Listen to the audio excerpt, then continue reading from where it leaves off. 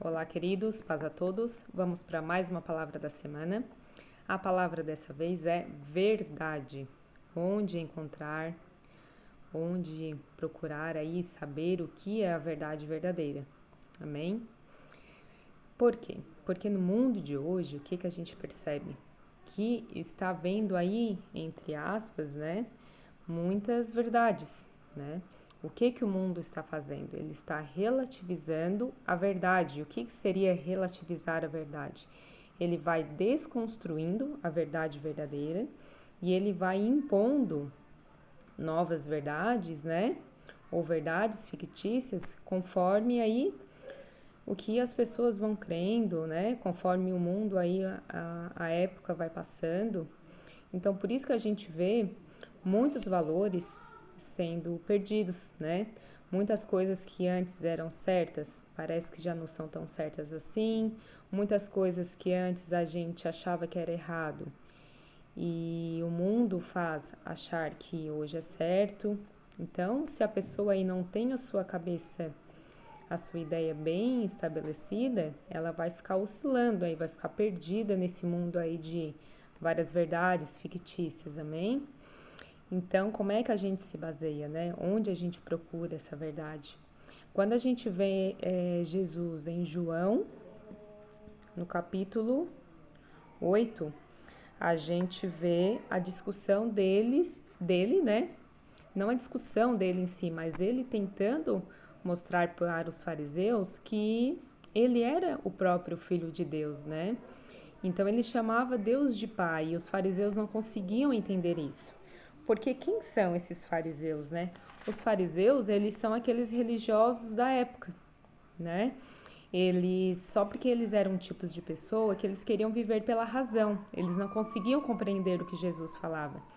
Então eles eram aqueles tipos de pessoas que eles oravam, mas oravam alto para serem vistos, eles ofertavam, mas queriam ofertar na frente de todos para serem vistos, né?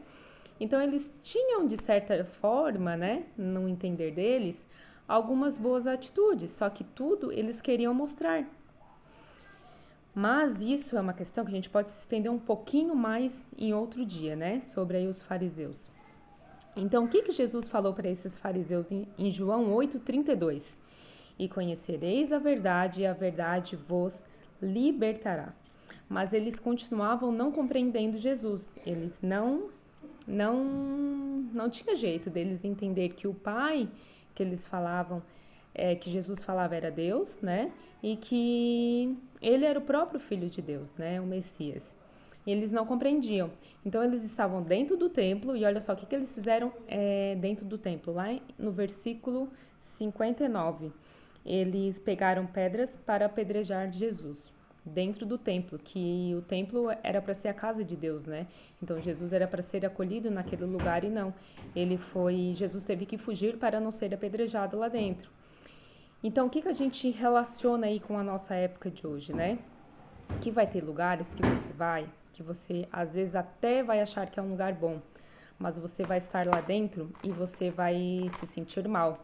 Ou você vai ter lugares que você não vai querer ir, ou vai ter lugar que você vai e você vai ficar pensando, o que eu estou fazendo aqui dentro, né? O Espírito Santo vai te tocar isso no seu coração. E o que a gente vê também em Mateus 5:37? Pode deixar ela aqui, pode deixar ela quietinha. O que a gente vê em Mateus 5:37? Mãe. Jesus também dizendo, seja o seu sim, sim, seja o seu não, não. E o que passa disso vem do maligno, né? Não vem de Deus. Então, que a gente não relativize, né? Uma palavra aí difícil. Mas quando o Espírito Santo traz, né? A gente tem que falar, amém? Então, que seja o seu sim, sim, que o não seja não, que o certo continue sendo certo, que o errado continue sendo errado, né? Que a verdade continue sendo verdade, mentira continue sendo mentira. Por mais que o mundo aí esteja, né, articulando maneiras de estar mudando tudo isso. Porque aquela pessoa 8 ou 80, né, aquela pessoa dos extremos, ela é muito criticada às vezes. Mas Graziélia, né? Eu aqui na minha pessoa. que eu percebo diante disso tudo? Que a gente tem que se posicionar nos dias atuais, no mundo atual, né? A gente tem que se posicionar, porque se a gente não se posicionar, se a gente não tiver com a nossa cabeça... Só um instantinho que eu tô conversando, tá? Se a gente não tiver bem posicionado, a gente vai ficar oscilando, amém? E a gente tem uma grande chance de ser odiado por isso tudo. É bem realidade, assim, porque Jesus naquela época ele já foi odiado, os seus discípulos foram odiados, né? Então ele ora, Jesus ora mais pra frente, em João 17:17. Ele ora a Deus, né, e pede em oração aos discípulos, santifica-os, Pai, né?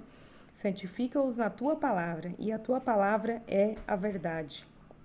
Então, Jesus aqui, ele está orando pelos discípulos, e quando ele ora pelos discípulos, ele ora também pelas vidas que seriam alcançadas pelos discípulos, né?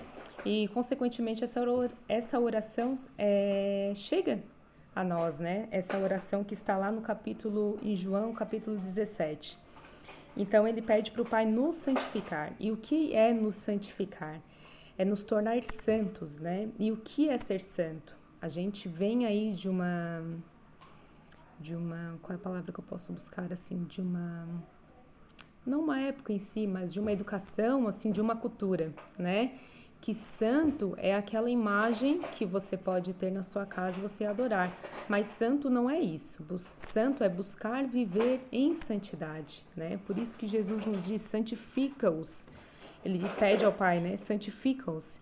Então, ser santo é isso, é buscar viver em santidade. Se espelhar no santo dos santos. E quem é o santo dos santos? É Jesus, né? Ele, esse que nos diz essas palavras. Então, não é essa